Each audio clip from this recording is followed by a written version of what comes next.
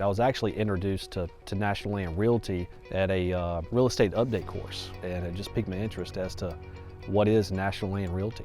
Career has been very unique, but I did start my adult career in real estate working with my father at our local real estate firm in Roxborough. And then as the market started to crash in 2006, I got out of real estate and got into law enforcement for around 15 years.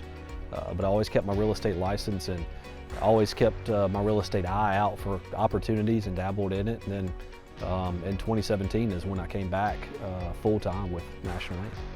Honestly, I've never expected to ever see the market where we are currently today. The success that we've had out of the Raleigh office has been tremendous, working with local land buyers and a lot of land acquisition managers to put together some really nice residential projects all across the Triangle.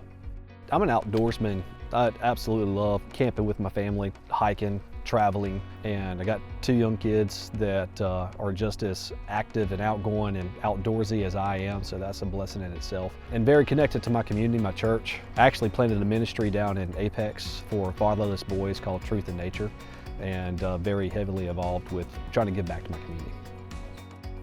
Traditionally, most real estate agents who practice in residential will come out and look at a tract of land like this and they just see land. But what we see on the land brokerage side is both the pitfalls and the advantages. So, we're always looking for the highest and best use, but we're also taking a look at much deeper and trying to understand the characteristics of that property. What's the zoning look like? What's the impervious surface restrictions? What soil types do you have? Really, what can you do with that property and what can you not do with that property? And so if we're talking to landowners, it's understanding the history behind the property that they've got now. And then we take a look at that from, the characteristics approach. What is it that the property can yield? When talking with the client, it's a lot of questions initially to try to understand more about the history of the property. And then we get down into digging into the nuances of that property and really finding out what the highest and best use is. Right now, we're sitting on a yesteryear farm. This was used in this family, it has been in this family for a long period of time.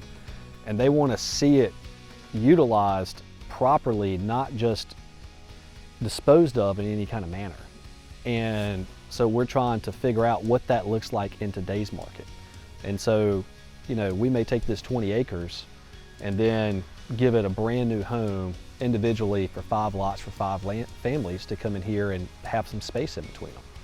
But yet, people used to work this land, play on this land, and enjoy it, and that's still going to continue in the future. And I think memorializing that for the family is pretty important.